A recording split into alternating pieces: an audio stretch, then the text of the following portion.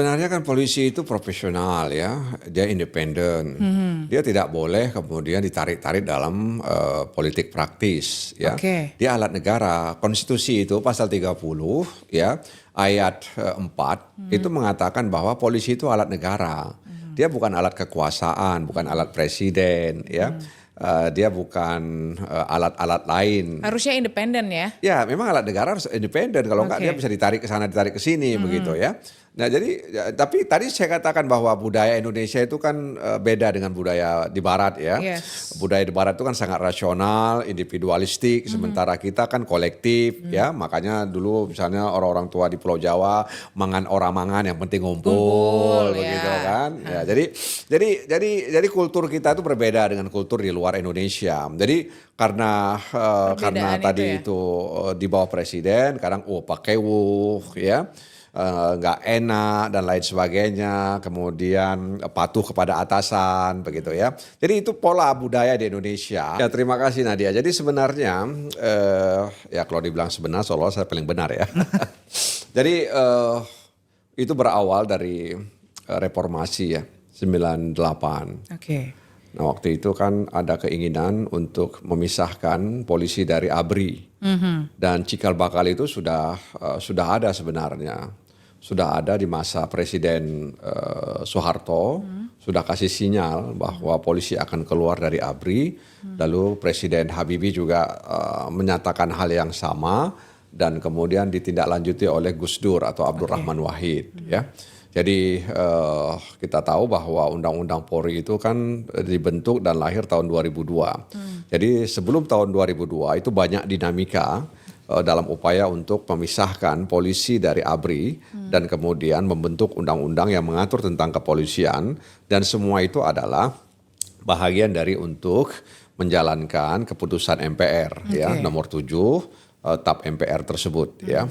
Dan oleh jadi TAP MPR nomor 7 pasal 7 ya tahun 2000 ya terkait dengan pemisahan dan kemudian menegaskan fungsi TNI apa, fungsi Polri apa begitu. Nah, ketika lahir Undang-Undang nomor 2 tahun 2002, polisi dipisahkan dari ABRI pada waktu itu, maka hadirlah buku biru reformasi Polri. Oke. Ya. Dan kemudian juga ada keinginan untuk menghadirkan grand strategi Polri mulai 2005 sampai 2025 ya kan. Nah, jadi dari situlah kemudian ada 5 legal standing ya dalam pandangan saya. Yang pertama bahwa polisi itu sipil, dia bukan militer ya. Dia sipil.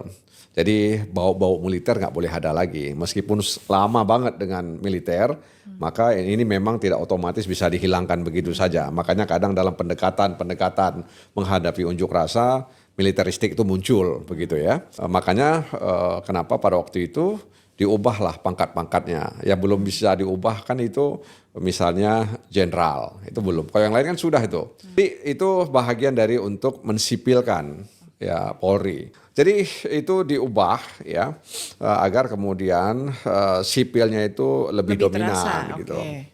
Karena dia sipil, maka pemolisian yang paling baik untuk masa depan ini adalah pemolisian demokratis ya.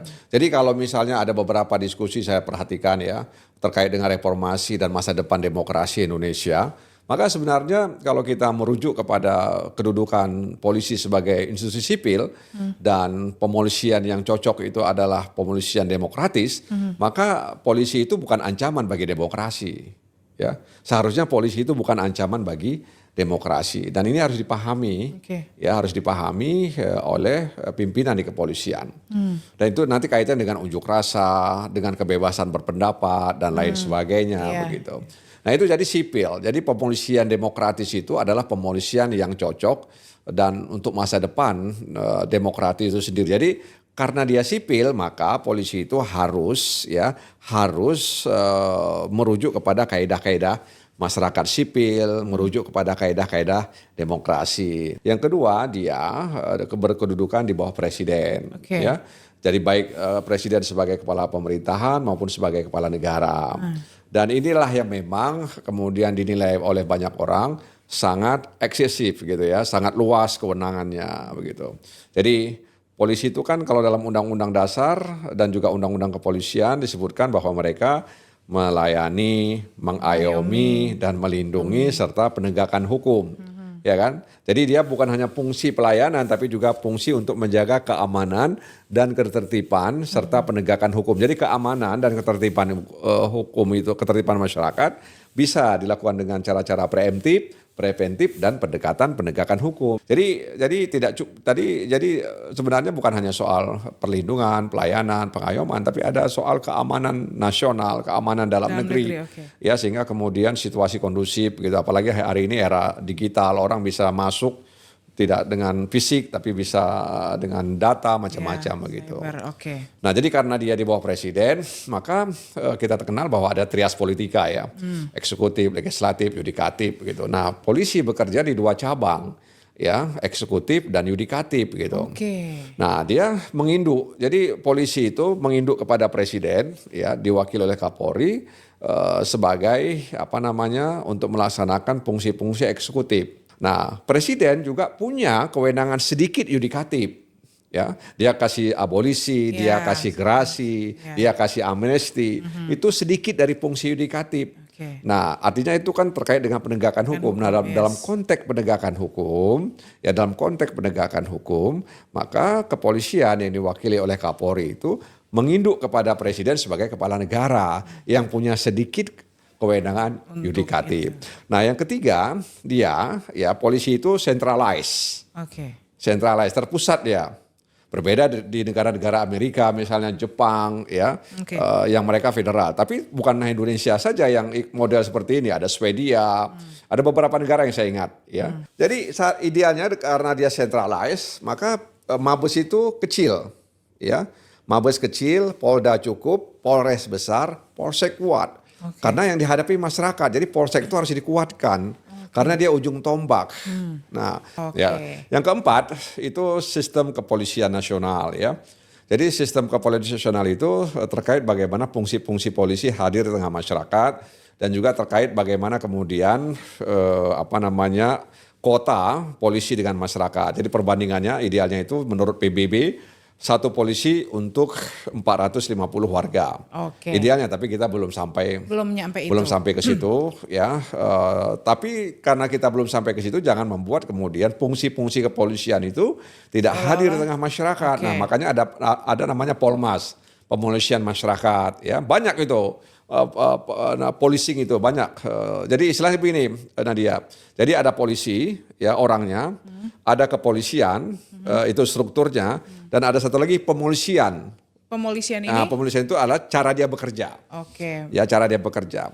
Nah, yang kelima tadi kultur. Ya, yang kultur. Nah, ini yang memang menjadi pekerjaan rumah yang belum selesai ya, kultur. Jadi kultur militeristik itu sebenarnya kan harus diubah ya. Karena jadi tadi sifatnya sipil ya. Ya, jadi karena mengubah tadi itu kan dari pangkat-pangkat diubah. Itu diharapkan supaya mereka sipil begitu, tidak militeristik gitu. Ya, jadi 5 ini yang harus yang juga harus dievaluasi. Dalam arti bukan evaluasi untuk menggantikan ya, tapi untuk menajamkan, menguatkan bahwa dia sebagai institusi sipil, bahwa dia berkedudukan dan bertanggung jawab dengan presiden, bahwa dia centralized, bagaimana kemudian fungsi-fungsi kepolisian nasional itu bisa hadir, dan juga kultur supaya tidak militeristik itu. Tuh. Penjelasannya sangat kompleks sekali, semoga Sobat Parlemen ini bisa memahami sejauh mana sih reformasi Polri ini berada gitu ya kan. Jadi diperjelas kalau ternyata kepolisian bukanlah dari unsur yang militer tapi sipil. Nah, kita masih akan mempertanyakan lagi.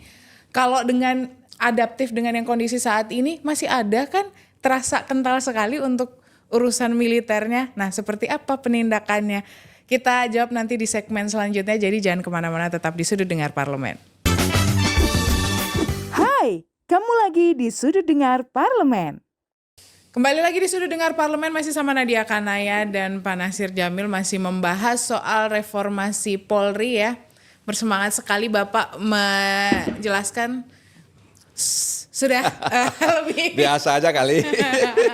Karena ini memberikan informasi ke masyarakat supaya nggak bingung, supaya nggak bertanya-tanya ya kan. Jadi clear penjelasannya langsung dari anggota Komisi 3 yang hadir juga saat pembahasannya.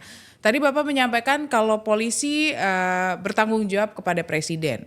Kekhawatiran dari masyarakat adalah overpower. Kalau hal tersebut Pak, gimana Bapak menanggapinya? Ya sebenarnya kan polisi itu profesional ya, dia independen. Dia tidak boleh kemudian ditarik-tarik dalam politik praktis ya. Oke. Dia alat negara. Konstitusi itu pasal 30 ya, ayat 4 itu mengatakan bahwa polisi itu alat negara. Dia bukan alat kekuasaan, bukan alat presiden ya. Dia bukan alat-alat lain. Harusnya independen ya? Ya, memang alat negara harus independen. Kalau enggak Oke. dia bisa ditarik ke sana, ditarik ke sini begitu ya.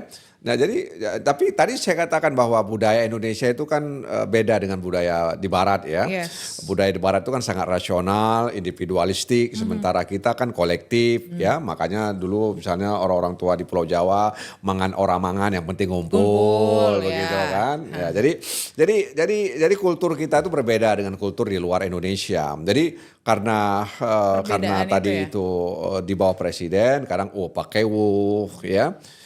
Nggak enak dan lain sebagainya, kemudian patuh kepada atasan begitu ya. Jadi itu pola budaya di Indonesia Yang harusnya dirubah kan Pak? yang seharusnya diubah ya, tapi memang kultur kita ini belum sampai ke situ ya.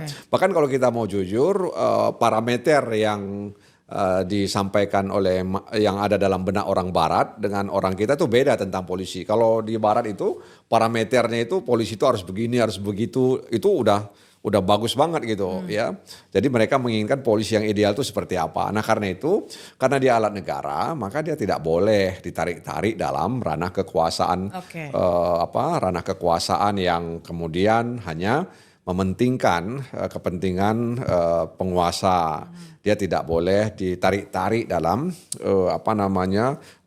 politik praktis begitu. Oke. Dan saya pikir presiden itu kan seorang negarawan ya, dia tentu akan menempatkan polisi itu sebagai alat negara begitu. sesuai. Dan itu jadi memang kenegarawanan seorang kepala negara, seorang kepala pemerintahan sangat dibutuhkan agar kemudian polisi itu tidak ditarik kemana-mana begitu. Dan kita ingat misalnya Hugeng tuh ya. Jadi bagaimana Hugeng mantan Kapolri yang dia sangat mendedikasikan, dia melawan misalnya permintaan dari atasannya ya waktu itu mungkin presiden atau apalah yang kemudian meminta dia untuk ini untuk itu karena bertentangan dengan hati nuraninya, bertentangan dengan prinsip-prinsip profesionalisme seorang anggota Polri, dia tolak walaupun akhirnya dia diganti. Bisa menjadi percontohan untuk anggota polisi saat ini ya. Iya, makanya ada Hugeng Award ya. Oke. Makanya di antara banyak kepala kepolisian, kenapa yang dijadikan award itu adalah Hugeng, ya kan? oke. Padahal banyak itu, ada Raden Said Sukanto, banyak itu. Ada Muhammad Sanusi, ada Muhammad Yasin, ya, banyak itu.